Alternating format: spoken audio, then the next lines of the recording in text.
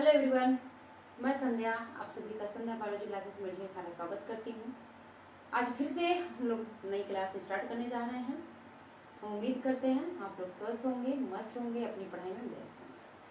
अब तक हम लोग क्लास 12 के चैप्टर फर्स्ट में पढ़ रहे थे कि रिप्रोडक्शन इन एनिमल। एनिमल में किस तरह से रिप्रोडक्शन होता है और किस टाइप का होता है, किस एनिमल में किस तरह का रिप्रोडक्शन होता है। अब हम लोग देखेंगे कि प्लांट में किस तरह से रिप्रोडक्शन होता है। सेम उसी को कोरिलेट करके यहाँ पे समझेंगे कि जो प्लांट में रिप्रोडक्शन होता है वो किस तरह से होता है और किस प्लांट में कैसे होता है। तो क्लास स्टार्ट होने से पहले मैं थोड़ा सा 2 पॉइंट आप लोग को बताना चाहती हूँ कि जो लोग को बोर्ड एग्जाम 2023-2024 का प्रिपरेशन कर रहे हैं उनके लिए ज़्यादा वक्त नहीं रह गया है। आप लोग ज़्यादा से ज़्यादा MCQ लगाइए, प्रैक्टिस करिए और जो कीवर्ड्स है उसको एक शॉर्ट नोट में आप लोग नोट कर लीजिए। एग्जाम टाइम सरसरी निगाह से एक बार रिवीजन कर लीजिएगा। जिन लोगों को बायोलॉजी से डर लगता है उनके लिए हम कहेंगे कि बायोलॉजी कुछ भी नहीं है। बस आप लोग अपने अंदर से ये भावना निकाल दीजिए कि बायोलॉजी क्या है।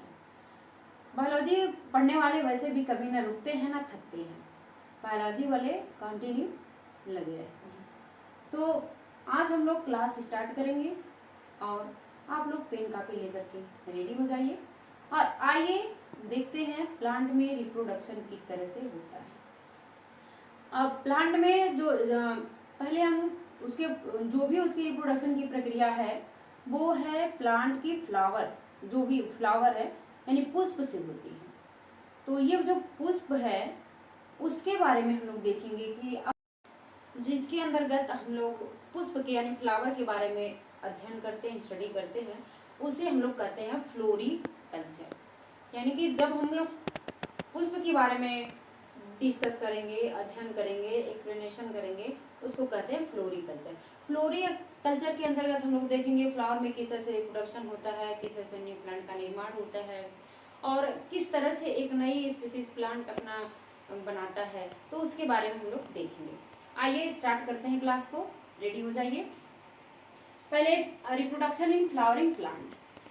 अब ये जो फ्लावर वाला प्लांट है, पौधा है, उसके अंतर्गत हम लोग फ्लावर के 2 पार्ट होते हैं पहले देखेंगे। इसमें से पहला है जनन अंग बोलते हैं, यानी जो रिप्रोडक्शन करने के कैपेबल होते हैं, और एक सहायक अंग होते हैं यानी कि एक हेल्पिंग ऑर्गन होते हैं। ये अब जो जनन अंग होता है इसके 2 पार्ट। अब ये जो सहायक अंग होता है ये इसके भी 2 भाग होते हैं, जिसमें से पहला होता है बाह्य दलपुंज होता है और एक दलपुंज होता है। ये दोनों जो होते हैं वो सहायक अंग होते हैं और जो जनन अंग होता है वो पुमंग और जायांग होता है। अब ये जो पुमंग और जायांग है इसके भी अलग पार्ट हैं, आगे डिस्कस करेंगे हम लोग। यहाँ पे देखिए ये जो पुष्प है इसके पुमंग ये जो पार्ट है और जायांग पार्ट है, ये दोनों जनन अंग होते हैं, यानी ये रिप्रोडक्शन के कैपेबल हैं। ये रिप्रोडक्टिव ऑर्गन इनको भी कह सकते हैं। अब उसके बाद ये जो सहायक अंग होते हैं यानी ये बाह्य दलपुंज बनाते हैं और दलपुंज बनाते हैं। ये जो बाह्य पुंज और दलपुंज हैं ये लोग उसके हेल्पिंग ऑर्गन को बनाने का काम करते हैं। किसके करते हैं? फ्लावर के हेल्पिंग ऑर्गन बनाने का काम करते हैं। उसके बाद ये जो जायांग और पुमंग है, ये जायांग और आइए देखते हैं जायांग और पुमंग कौन कौन से पार्ट होते हैं फ्लावर में। तो ये एक स्ट्रक्चर बनाए हैं जिसमें देखेंगे तो यहाँ पे जो इस टाइप की संरचना बनी होती है उसको वर्तिकाग्र बोलते हैं, यानी वर्तिकाग्र यानी स्टिग्मा बोलते हैं। उसके बाद ये जो स्ट्रिंग टाइप की है इसको कहते हैं वर्तिका। अगर कोई वर्तिका नाम की लड़की मेरी वीडियो देख रही होगी तो बुरा मत मानना, ये इसका नाम है। और ये इसको कहते हैं अंडाशय या ओवरी। ये और इसके बाद ये वाला जो पार्ट दिख रहा है ये होता है पुष्पासन, यानी पुष्प की जो पंखुड़ियाँ। उसके बाद ये जो पार्ट हैं ये सब मिलकर के ये सब मादा के पार्ट यानी पिस्टिल बनाते हैं। ये सभी को क्या बोलते हैं? पिस्टिल बोलते हैं। उसके बाद इस साइड देखेंगे जो इस टाइप की संरचना निकली होती है फ्लावर में, इसको बोलते हैं तंतु बोलते हैं। उसके बाद ये जो इस टाइप बाद ये संरचना जो बनी होती है इस टाइप की, इसको कहते हैं एंथर यानी परागकोश बोलती है। ये जो परागकोश होता है और तंतु होते हैं, ये दोनों मिल करके एक पुमंग का निर्माण करते हैं, यानी पुकेंसर के समूह को ये एक समूह बनाते हैं और इनके समूह को कहते हैं पुमंग। यानी पुकेंसर के समूह मिल करके पुमंग बनाते हैं और वर्तिका अंडाशय और पुष्पासन मिल करके एक पिस्टिल यानी माला के जनन अंग तैयार करते हैं। तो ये रहा हमारे फ्लावर के जो जनन अंग होते हैं उनके बारे में ये सारी बातें रही। अब ये जो वर्तिकाग्र है, वर्तिका अंडाशय, पुष्पासन, इन सबके जो फंक्शन है वो अलग अलग हैं। और ये इधर देखेंगे तो एंथर है, तंतु है, ये सब भी अलग अलग फंक्शन करते हैं, अलग अलग इन सबका रोल होता है और सबके रोल्स इम्पोर्टेंट होते हैं। अब तक हम लोग देखे हैं कि जायांग और पुमंग जो थे वो रिप्रोडक्टिव ऑर्गन थे, तो अब उनके बारे में देख लिया। अब अगला हम लोग देखेंगे कि जो हेल्पिंग ऑर्गन थे यानी जो सहायक अंग थे वो किस तरह से बनते हैं फ्लावर में। तो देखिए यहाँ पे यह एक फ्लावर का स्ट्रक्चर है। यहाँ पे आप लोग समझ सकते हैं, जो लोग फ्लावर देखिए, फ्लावर आई थिंक सभी लोगों ने देखा होगा, पूजा मंदिर में चढ़ाने के लिए, पूजा के लिए सभी लोग लेके जाते हैं और आप लोग भी देखे होंगे। तो ये वाला जो भाग आप लोग समझ पा रहे हैं कहाँ पे होता है फ्लावर के, तो ग्रीन कलर का होता है, डार्क ग्रीन। ये बाह्यदल होता है, इसको क्या कहते हैं, बाह्यदल होता है। ये बंद होता है, जैसे जैसे फ्लावर बढ़ता है ये धीरे धीरे खुलता जाता है, जैसे जैसे पंखुड़ियाँ डेवलप करती हैं, ग्रो करती हैं, उसी तरह ये भी खुलता रहता है। तो आए दिन में वो इतना खुल जाता है और उसके बाद अब यही इसी को कहते हैं बाह्यदल।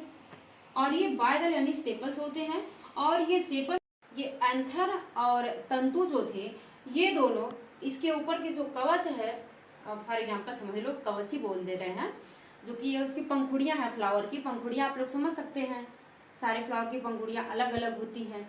तो ये एंथर और तंतु जिसमें सेव रहते हैं, पंखुड़ियाँ जो होती हैं, उसी को कहते हैं दल, यानी कि दल के समूह को कहते हैं दलपुंज, यानी कि दल के समूह को कहते हैं दलपुंज और बाह्य दल के समूह को कहते हैं, सेपल्स के समूह को कहते हैं कैलिक्स, यानी कि बाह्य दलपुंज कहते हैं। तो ये दोनों हमारे हेल्पिंग ऑर्गन हैं, सहायक ऑर्गन हैं और रिप्रोडक्टिव ऑर्गन हम लोगों ने पिछले वाली क्लास में देखे हैं।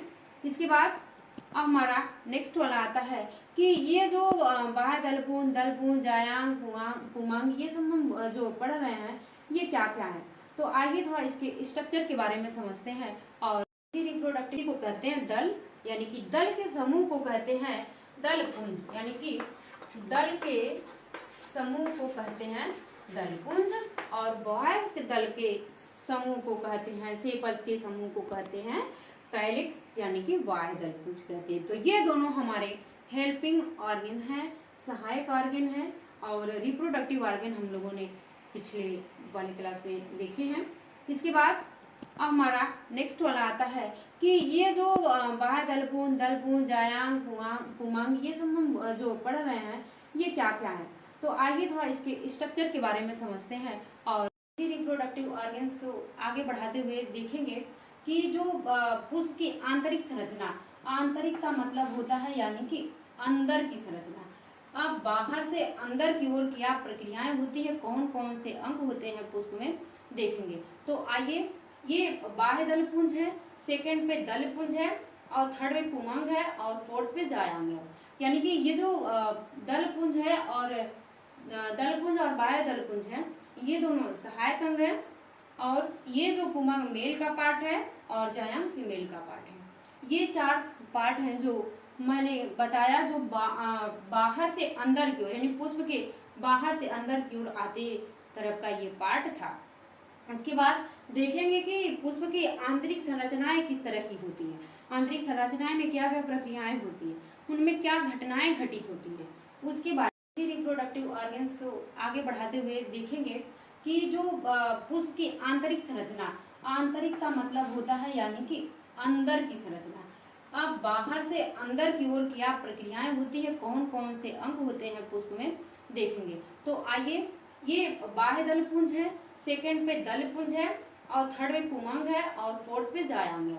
यानी कि ये जो दलपुंज है और दलपुंज और बाह्य दलपुंज है, ये दोनों सहायक अंग है, और ये जो पुमंग मेल का पार्ट है और जायांग फीमेल का पार्ट है। ये 4 पार्ट हैं जो मैंने बताया, जो बाहर से अंदर की ओर, यानी पुष्प के बाहर से अंदर की ओर आते तरफ का ये पार्ट था।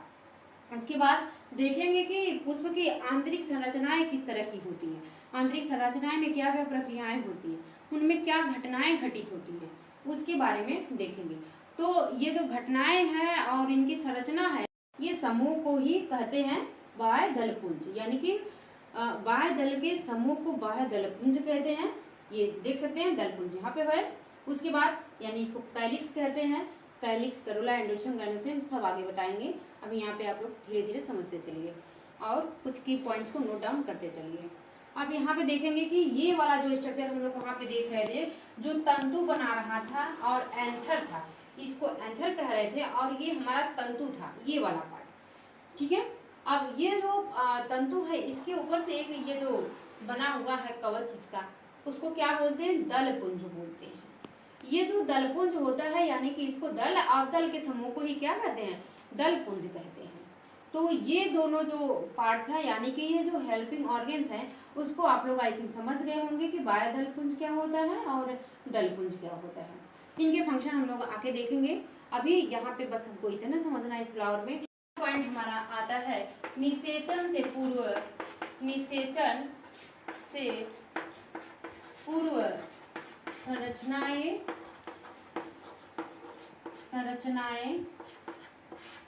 एवं घटनाएं क्या होती हैं। जो घटनाएं होती हैं प्लांट पौधों में, ये घटनाएं और संरचनाएं कैसी होती हैं। तो संरचना में निषेचन से पूर्व, यानी निषेचन होने से पहले क्या घटनाएं घटित होती हैं और उनकी संरचना कैसी होती है, उसके बारे में देखेंगे। ये जो उससे पूर्व जो संरचना होती है, सबसे पहले तो फ्लावर में क्या बनता है रिप्रोडक्शन के लिए, पहले फ्लावर का कौन सा पार्ट बनता है, कलिकाएं बनती हैं, यानी कलियां बनती हैं। अब वो कलियां किस तरह से बनती हैं फ्लावर में, समझते हैं। आइए देखिए, जो कलिकाएं होती हैं, यानी जिसको बडिंग बोलते हैं, बड मतलब कली, कलिकाएं। अब वही कली बड़ी होकर के ही तो फ्लावर बनती है, और वही फ्लावर आप लोग मंदिर में चढ़ाते हैं। जो कि शुरुआत में जो कलिकाएं होती हैं, वो कलिकाएं बाद में ग्रो करके एक पुष्प का रूप धारण कर लेती हैं। उसके बाद ये जो कलिकाएं होती हैं, उन कलिकाएं में 2 नर जननांग और 2 मादा जननांग होते हैं। जो ये नर जननांग और मादा जननांग मिल करके रिप्रोडक्शन करवाते हैं, और ये मादा जननांग जो होते हैं, ये एक एंडोशियम होता है और एक गाइनोशियम होता है। एक एंडोशियम और दूसरा होता है गाइनोशियम। ये एंडोशियम और गाइनोशियम मिल करके ये 2 जननांग होते हैं। ये 2 जननांग मिल करके रिप्रोडक्शन का कार्य करते हैं, यानी बर्डिंग जो होती है उसको ग्रो कराने का काम करते हैं। अब वो बर्डिंग से, कलिकाएं से अब वो बन जाती है हमारा क्या, फ्लावर, यानी पुष्प बन जाती है। अब ले जाओ तोड़ो मंदिर में